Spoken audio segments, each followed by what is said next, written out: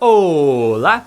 Estamos começando o programa Respondendo sobre as Escrituras, transmitido na Rádio Voz de Amor, a sintonia do adorador. Você vai escutar os programas da quarta-feira, quinta-feira e sexta-feira às 7 horas da manhã. Você está escutando ou assistindo esse vídeo em outras plataformas? Não esqueça de baixar o aplicativo Rádio Voz de Amor na Play Store. É muito simples, é muito fácil. Você vai no seu celular, na Play Store, digite Rádio Voz de Amor, baixe o aplicativo e você vai estar escutando o rádio o dia inteiro nas palmas de suas mãos. As reprises do programa você vai encontrar no YouTube, youtube.com/clica aqui não. Você entra na playlist denominada Respondendo sobre as Escrituras, ou no Facebook, facebook.com/Respondendo sobre as Escrituras, e lá mesmo você pode nos enviar suas perguntas ou até mesmo a sua sugestão. Você tem alguma dúvida, alguma pergunta? Então nos envie a sua pergunta, ou até mesmo no WhatsApp, 16 99299 9452. Novamente, 16 99299 9452. Meu nome é Rafael Leonessa e é uma satisfação poder esclarecer as suas dúvidas. É claro que eu não estou sozinho, estou com ele. Quem é você?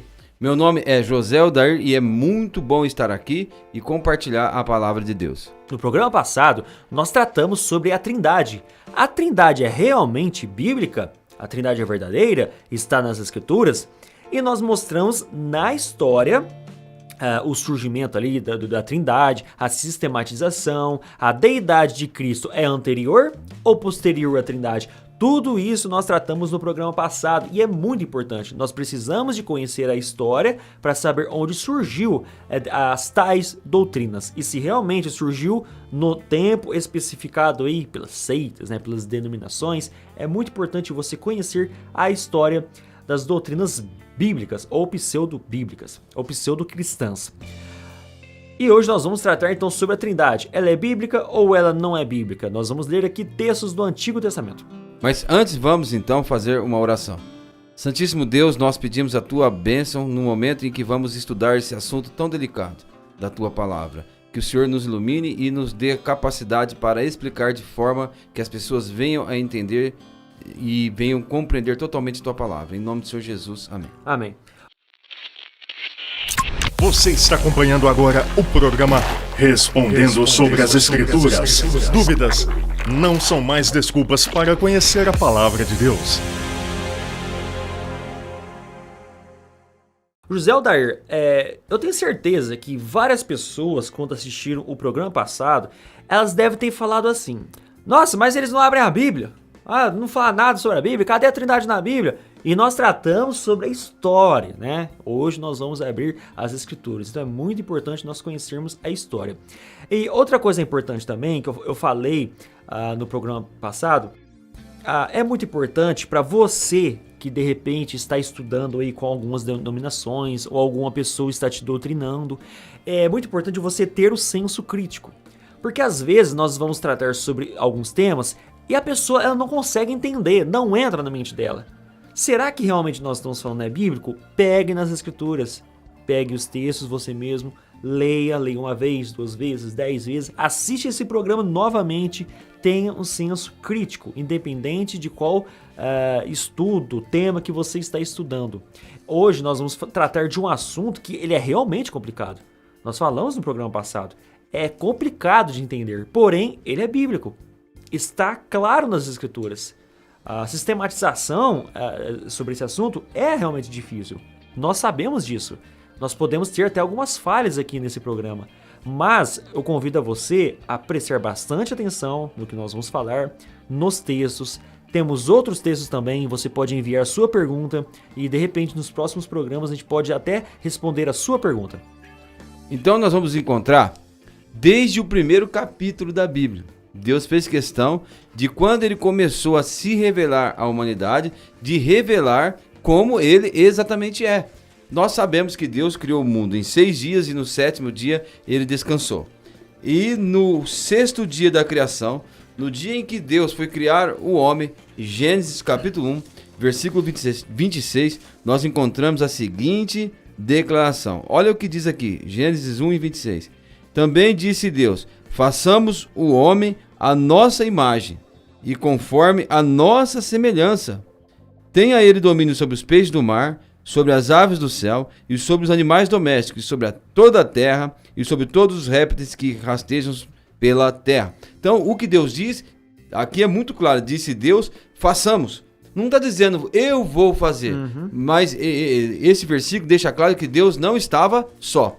E só para lembrar que nós acreditamos em um único Deus, mas esse Deus se manifesta em 3 pessoas, a pessoa do Pai, a pessoa do Filho e a pessoa do Espírito Santo. Então, Deus disse, façamos o homem. Então, Deus não está só. E mais, quem está com ele?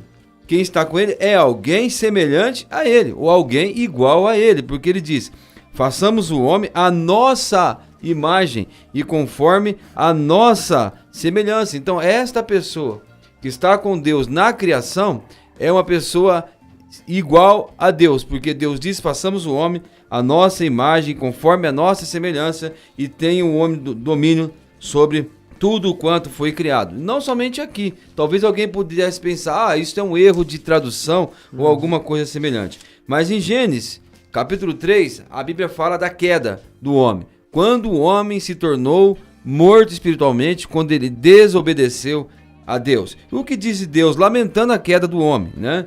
Ele diz em Gênesis capítulo 3 e o versículo 22 o seguinte: então disse o Senhor, eis que o homem se tornou como um de nós, né? Conhecedor do bem e do mal. Então Deus diz, eis que o homem se tornou como um de nós. Ou seja, mais uma vez, nós estamos compreendendo aqui nas Escrituras que o homem, que Deus não está sozinho. E quem está na companhia de Deus? Nós podemos chegar e ler no Novo Testamento quem estava na companhia de Deus. É tema para o próximo estudo, para o próximo programa, melhor dizendo. Mas, adiantando, lá em João capítulo 1, e o versículo 1 diz o seguinte, no princípio era o verbo, está falando a respeito da pessoa do Senhor Jesus. A palavra, né? Exatamente. E o verbo estava com Deus, e o verbo era Deus. Nós vamos detalhar tudo isso no próximo programa. Mas o que vamos revelar aqui ao citar João capítulo 1? No princípio era o verbo estava com Deus, e o verbo era Deus, ele estava no princípio com Deus. Essa responde à pergunta que nós fizemos aqui. Quem estava com Deus? A pessoa do Senhor Jesus, porque João diz, ele estava no princípio com Deus e todas as coisas foram criadas por intermédio dele e sem ele nada exatamente nada do que foi feito se fez. Isso e ainda, em Gênesis capítulo 11, quando o homem constrói a Torre de Babel, e Deus vem e reprova aquela construção e vê o que os homens estavam fazendo em Gênesis capítulo 11, Deus vem e diz, venha, vamos descer e vamos confundir o homem ali. Então disse, vamos descer e confundamos o homem. Deus não estava só. Também ali na questão da Torre de Babel, Deus estava acompanhado. É isso aí. Há alguns opositores, né, principalmente as testemunhas de Jeová, novamente, não estamos assim fazendo uma crítica a eles, não estamos... esse programa não é para ficar refutando eles ou debatendo com eles. Nós estamos comparando, fazendo essa comparação, porque eles hoje são os maiores propagadores da ideia de que Cristo é menor do que Deus. Então, nós estamos apenas mostrando nas Escrituras, né, respondendo sobre as Escrituras e mostrando que essa ideia é uma visão errada, uma visão antiga, que já foi refutada, os pais da igreja já refutou essa ideia e hoje nem era para ver essa necessidade de tentar mostrar novamente aquilo que foi refutado. Como o José Aldair bem disse, nós vamos ler no próximo programa os textos que mostram, revelam claramente que quem estava no começo, no início, era Jesus. Ele estava com Deus. Por que estou dizendo isso? Novamente, né? Porque as testemunhas de Jeová e os opositores da ideia da divindade de Cristo, eles vão afirmar que eram os anjos. Não, era sim, era Jesus, eram os anjos, era o arcanjo, né? O arcanjo Miguel. Eles estavam com Jesus na criação. Mas aí que está a questão. Nós vamos mostrar no Novo Testamento que quem fez todas as coisas foi Jesus Cristo. Nós vamos deixar isso claro no programa que vem, tá certo? Quando a José Aldair citou que disse Deus lá em Gênesis 1:26, façamos o homem como a nossa imagem e semelhança, e sempre no plural, façamos, né? É como se tivesse ali alguém com Deus, né? Então nós vemos que é Jesus Cristo. Deixa eu só aproveitar a oportunidade, já que estamos em Gênesis.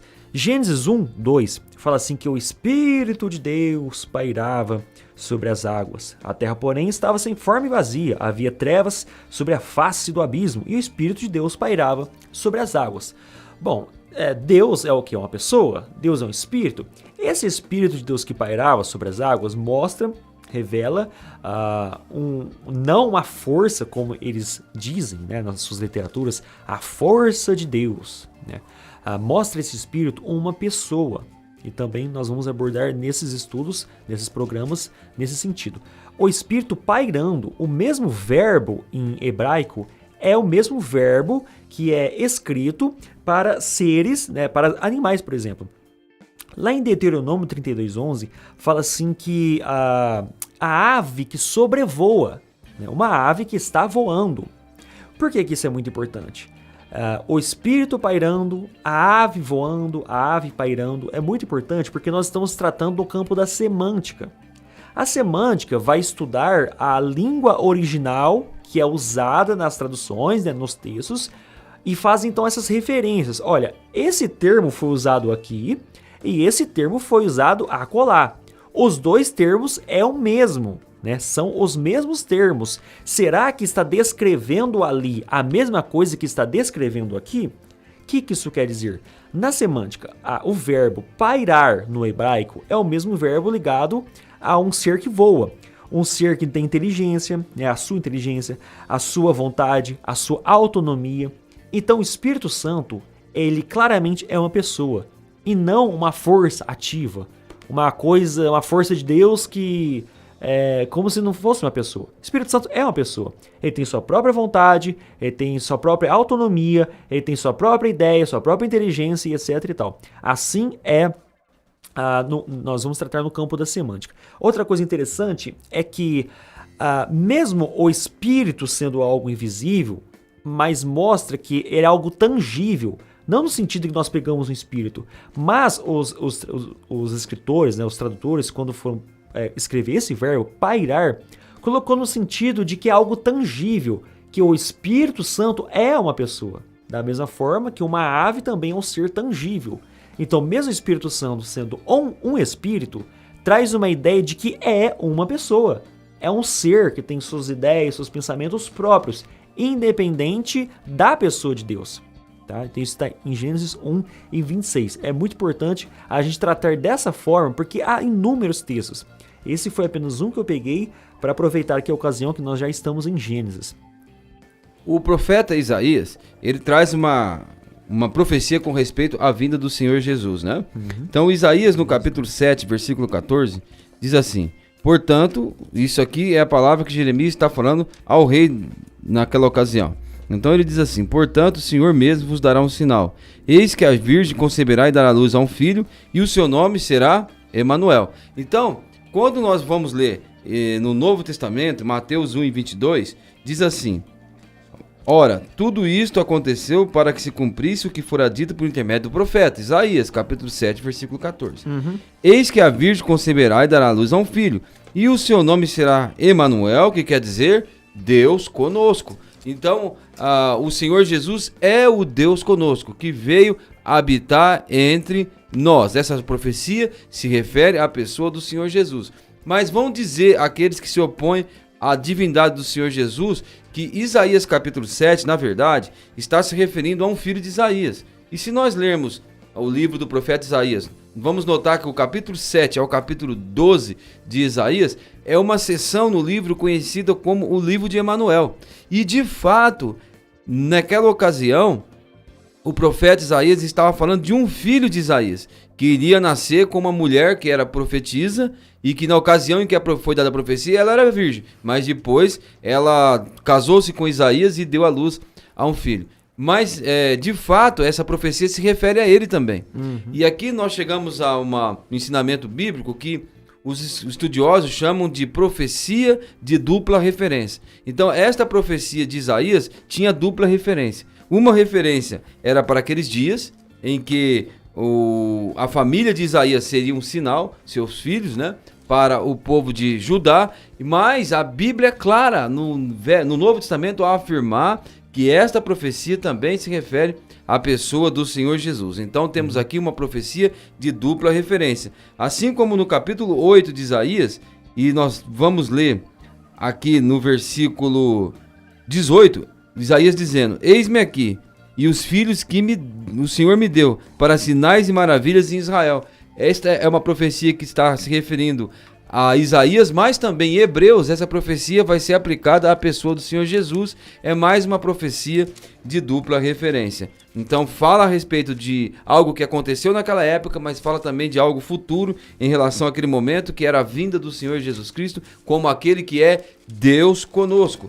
E eu expliquei isso para que nós possamos também ler o que Isaías escreveu no capítulo 9 e no versículo 6 do seu livro. E olha o que ele diz: Porque um menino nos nasceu, e um filho se nos deu, e o governo está sobre os seus ombros, e o seu nome será Maravilhoso, Conselheiro, Deus Forte. Então, um menino chamado de Deus Forte, a quem está se referindo? Está se referindo à pessoa do Senhor Jesus Cristo, Pai da eternidade, Príncipe da paz. Então quer dizer, quem gerou a eternidade? Alguém que é antes mesmo da eternidade. O Senhor Jesus, ele gerou a eternidade, ele criou a eternidade, porque ele é antes mesmo da eternidade. Ele gerou e criou isto que nós conhecemos como eternidade. Então ele é o maravilhoso, o conselheiro, o Deus forte, o Pai da eternidade e o Príncipe da paz. É isso aí, José Alder, olha que coisa interessante. Os propagadores aí da divindade de Cristo menor, né, como se ele fosse ali um Deus menor, as Testemunhas de Jeová, eles têm várias versões das Escrituras, chamada Tradução do Novo Mundo das Escrituras, que está aqui em minhas mãos, a última edição. Você acredita que eles traduziram o Pai da eternidade como Pai eterno? Porque assim, se ele é o Pai eterno, e eles mesmos falam, peraí, Jesus é o Filho ou Jesus é o Pai? Quem é o Pai? Quem é o Filho? Eles colocaram Jesus, Emmanuel, como Pai eterno, não Pai da eternidade. Então ficou assim, Jesus sendo o Pai, não Jesus sendo o Filho. Então acabaram equivocando nessa tradução. Jesus colocando como se ele fosse o próprio Jeová, nessa tradução aqui. Outra tradução mal feita, que podemos dizer assim, você vai tratar sobre Zacarias, não vai? Sim, sim. Eu vou pegar aqui Zacarias, no capítulo 3. Em um texto, em Zacarias, capítulo 3, nós lemos o seguinte. Preste bastante atenção, para você ver, né? Que muitas vezes, o termo Jeová, Yahvé, ele é destinado a Cristo. Muitas vezes no Antigo Testamento. Nós poderíamos, primeiramente, marcar todos os textos e daria muitos programas para a gente ver quantas vezes Jeová é Jesus, tá? E é claro que Jeová não é a mesma pessoa que Jesus. Depois nós vamos explicar isso. Primeiramente nós vamos ler os textos do Antigo Testamento.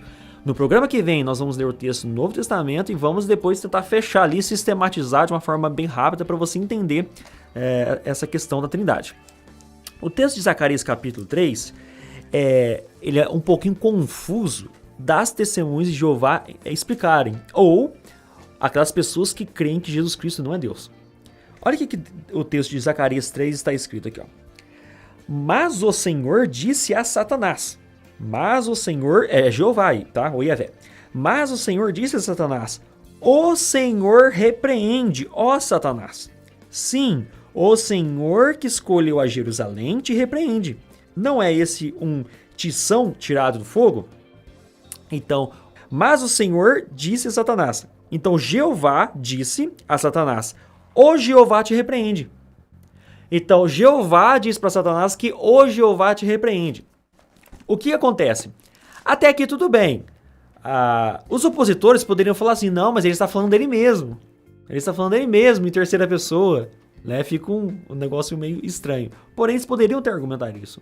Só que na tradução deles, eles colocaram uma palavrinha que não existe em nenhum manuscrito. Você pode pesquisar que você não vai encontrar. O termo que eles colocaram aqui é anjo. O anjo de Jeová disse então a Satanás que Jeová te repreenda, que Jeová te censure. Então, eles acrescentaram o anjo, porque senão ia dar a ideia de 2 Jeová. Um Jeová disse que outro Jeová repreenderia Satanás. Então, Jeová chegou até Satanás e disse assim: Satanás, Jeová vai te repreender. Então, mostra a ideia de 2 Jeová. Ou é Jeová Pai, ou é Jeová Filho. Então, são 2 Jeová aqui. E isso está no original, gente. Não é tradução João Ferreira de Almeida. Aí, na tradução do Novo Mundo das Escrituras, das Testemunhas de Jeová, eles colocaram anjo. O anjo disse: Jeová te repreende. Esse termo anjo não está nas Escrituras. Você pode procurar, que você não vai encontrar. E uma frase de efeito que as Testemunhas de Jeová usam muito, e também os opositores, né, da doutrina de que Cristo é sim Deus. Eles vão usar muito uma frase de efeito, que é um versículo bíblico. Deuteronômio 6,4. O Senhor é um, ou o Senhor é um só, o Senhor é único. Deuteronômio 6,4. É uma frase de efeito, porém é um versículo bíblico, tá? Se o Senhor é um, por que Isaías disse que Jeová disse que outro Jeová repreenderia Satanás? Isso no original está assim. Por que há esses 2 Jeová na conversa? Algum testemunho de Jeová conseguiria explicar? Agora, José Aldair, a gente consegue, não consegue? Conseguimos. Porque Jeová no Antigo Testamento, nós vemos que muitas vezes é Jesus no Novo Testamento. Sim, acreditamos em um Deus que se manifesta em 3 pessoas. Eu gostaria de continuar também no livro do profeta Isaías, já que eu venho explorando esse livro agora nesta parte. O capítulo 40 de Isaías, versículo 3, tem uma profecia que se refere a João Batista. E aqui está escrito o seguinte: voz do que clama no deserto, preparai o caminho do Senhor, endireitar o ermo e a vereda a nosso Deus. Então o que esse versículo está dizendo? Esse versículo está dizendo que viria alguém antes do Senhor chegar, e este alguém era a voz do que clama no deserto. Qual era a sua função? Preparar o caminho do Senhor, Senhor Jeová, endireitar no ermo vereda ao nosso Deus. E todos os estudiosos sabem que esta profecia se refere a João Batista.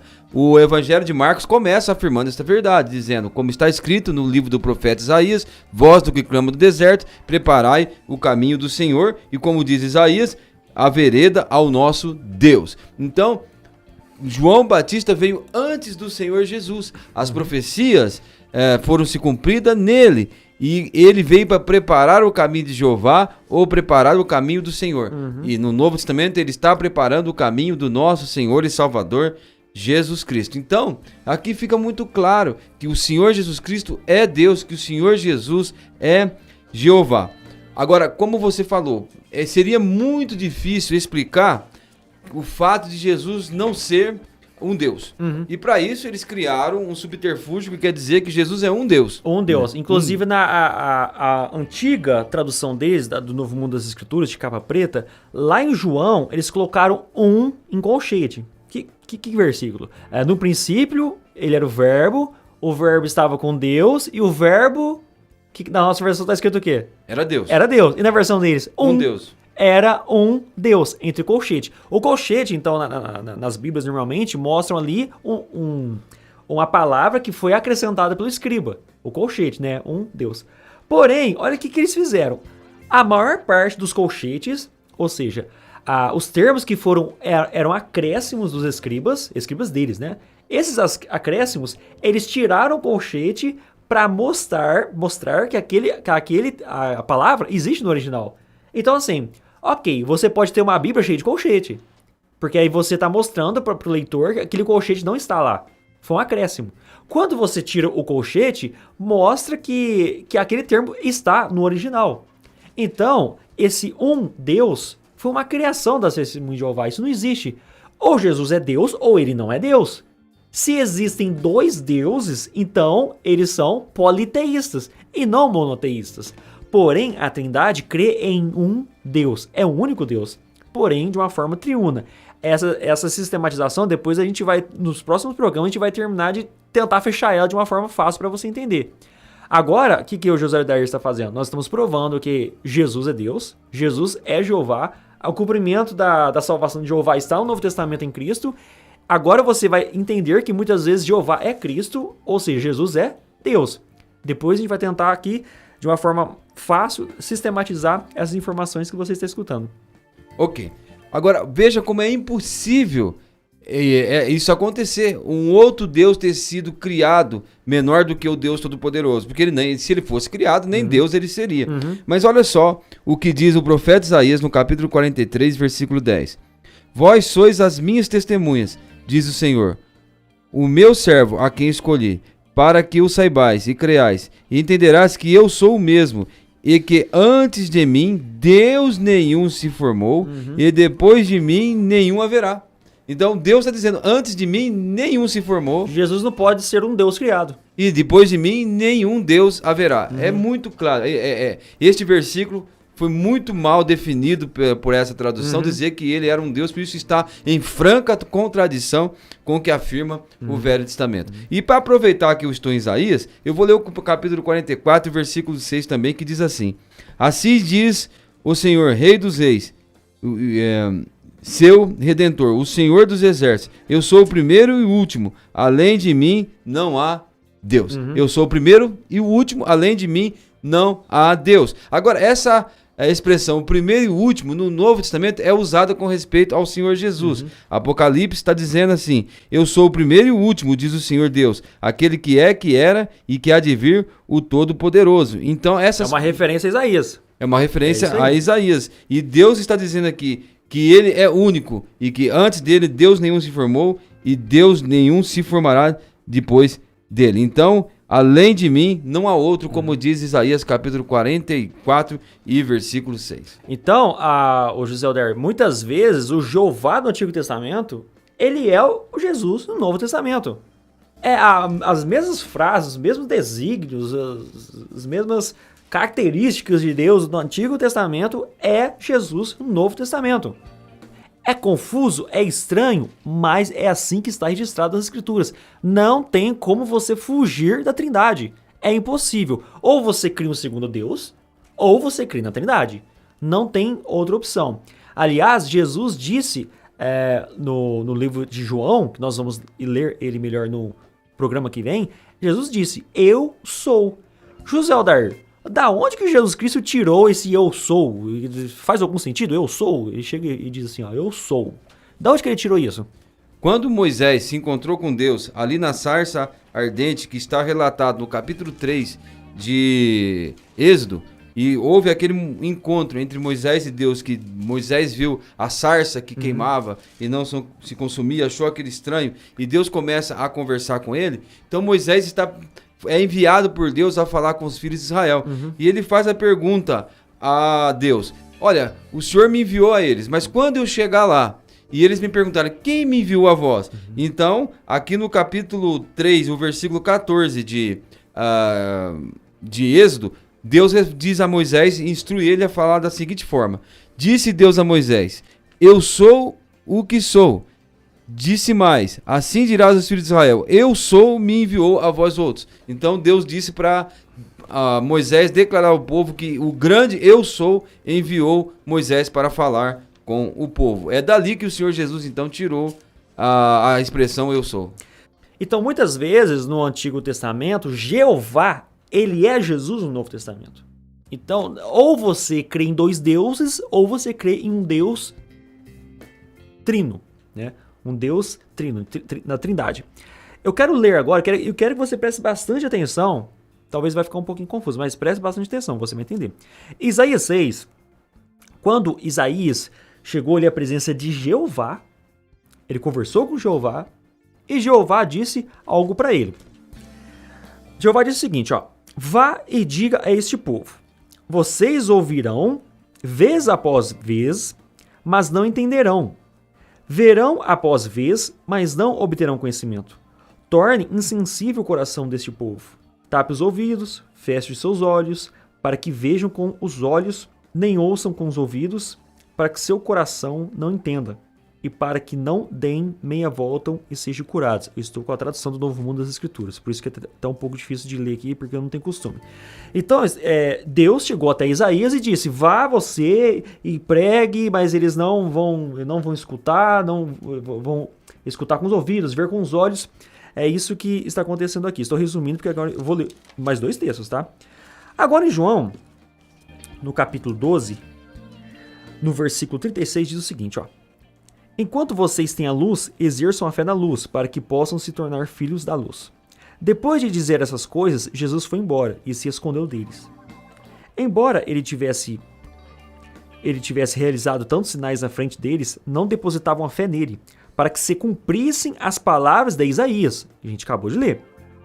Para que se cumprissem as palavras de Isaías, o profeta, que disse Jeová. Quem depositou fé no que falamos e a quem foi revelado o braço de Jeová? Isaías também disse a razão pela qual eles não podiam acreditar. Ele lhes cegou os olhos e lhes endureceu o coração, para que não visse com os olhos, nem entendesse com o coração, e dessem meia volta, e eu os curasse. Isaías disse isso porque viu a glória dele, e falou sobre ele. Falou sobre quem? Isaías viu quem? Em Isaías 6, Isaías viu Jeová. Mas aqui em João 12, João está escrevendo aqui falando sobre Isaías vendo Jesus. No finalzinho, quando diz aqui no verso 41, Isaías disse isso porque viu a glória dele, está falando de Jesus.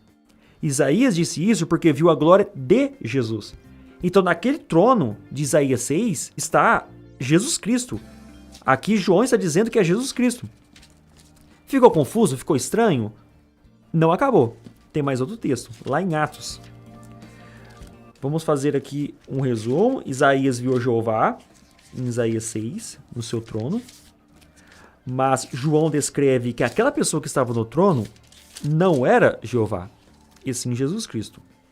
Agora, lá em Atos, no capítulo 28, diz o seguinte, no verso 25. Assim como houve desacordo entre eles, começaram a ir embora, e Paulo fez esse único comentário. Olha o que Paulo vai comentar. O Espírito Santo falou apropriadamente aos antepassados de vocês, por meio de Isaías, o profeta. Vá a este povo e diga, vocês realmente ouvirão, mas de nem modo algum entenderão, etc, etc e tal. É a passagem de Isaías 6. Resumindo, Isaías 6, Isaías viu Jeová. Em João 12, João diz que Isaías viu Jesus. Em Atos, capítulo 28, a partir do verso 25, Paulo diz que foi o Espírito Santo que falou com Isaías. Deu para você entender? É a pergunta que eu faço para você. O que está acontecendo aqui? Porque Isaías viu Jeová. Isaías disse isso. João disse que Isaías viu Jesus. E Paulo está dizendo aqui que foi o Espírito Santo que falou para Isaías. Então vemos Deus, vemos Jesus e vemos o Espírito Santo. O que isso quer dizer, o José Aldair? O que está acontecendo aqui nesses textos? É uma má tradução porque estou com a Bíblia da tradução do Novo Mundo das Testemunhas de Jeová. Eu li essa versão na Bíblia deles.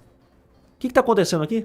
O que está acontecendo é algo que nós não conseguimos explicar. A Trindade existe. Nós não conseguimos explicar em frases humanas e para a mente humana. Mas Deus é um só e que existe em 3 pessoas. É isso que está acontecendo ali que você acabou de ler.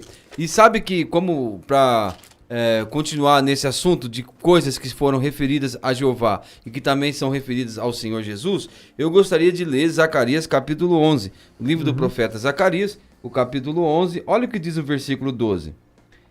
E eu lhes disse, se vos parece bem, dai-me o meu salário, e se não, deixai-o. Pesaram, pois, o meu salário, 30 moedas de prata. Então o Senhor Jeová disse, arroja isto ao oleiro, este magnífico preço em que fui avaliado por eles.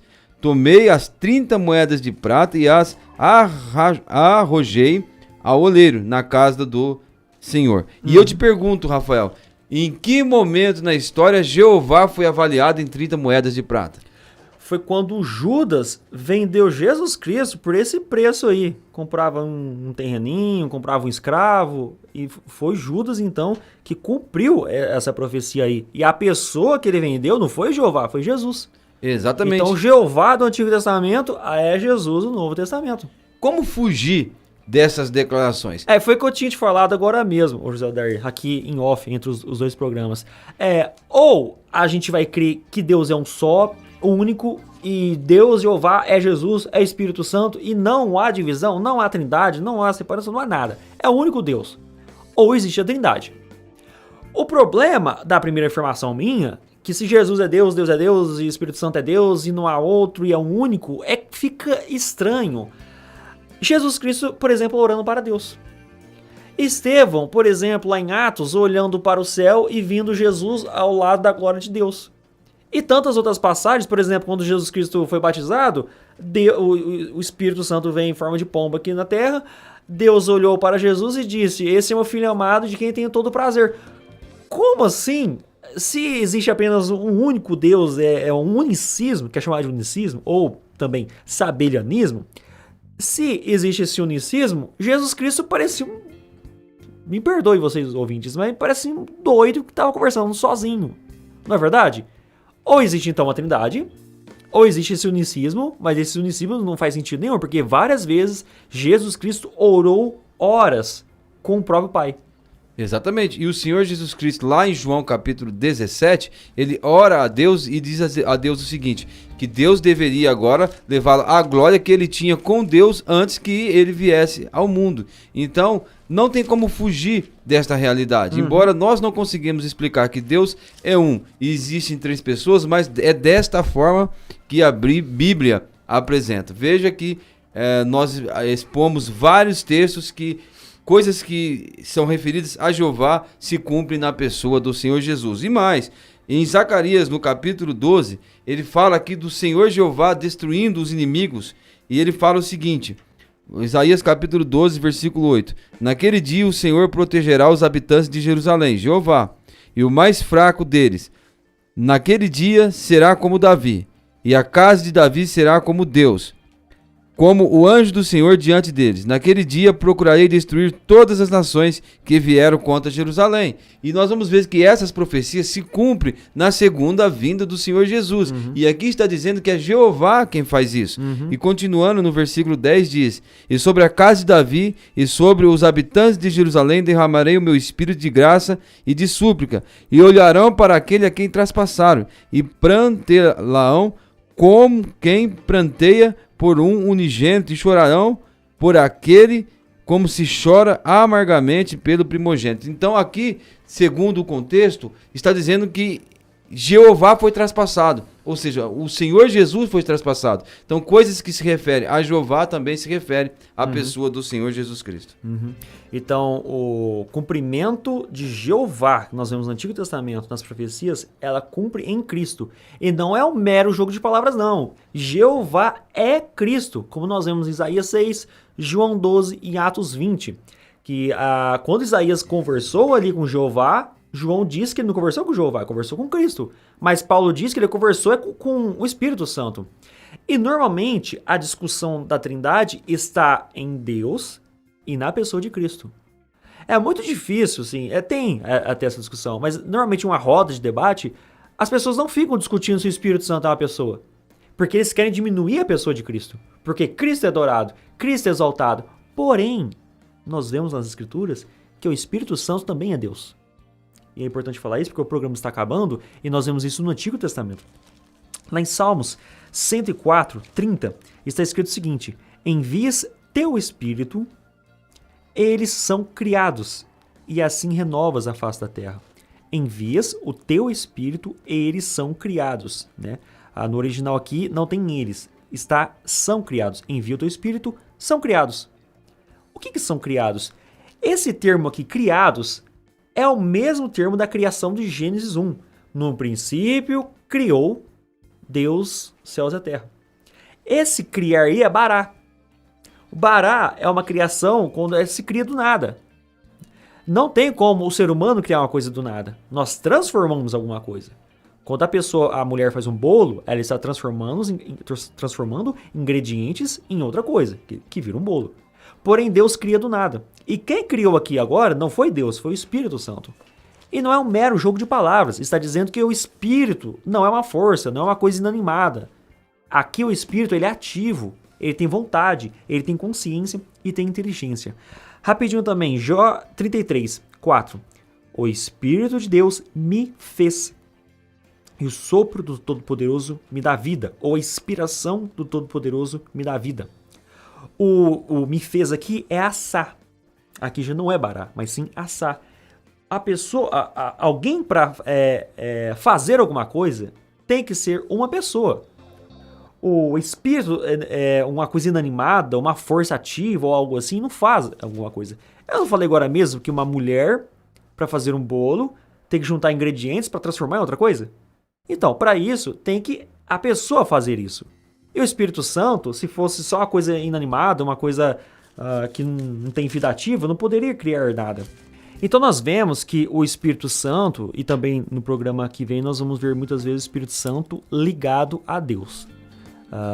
Se a força ativa de Deus é uma mera força ativa de Deus, por que ele tem ações? Por que ele às vezes ama, detesta o pecado, ele se ira, o Espírito. E o Espírito, principalmente um texto interessante, ele sente ciúmes.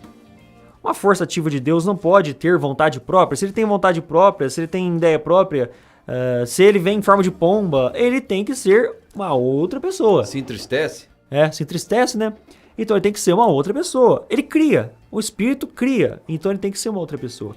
Mas novamente, vamos repetir aqui, a ideia inicial do debate é Deus é Deus.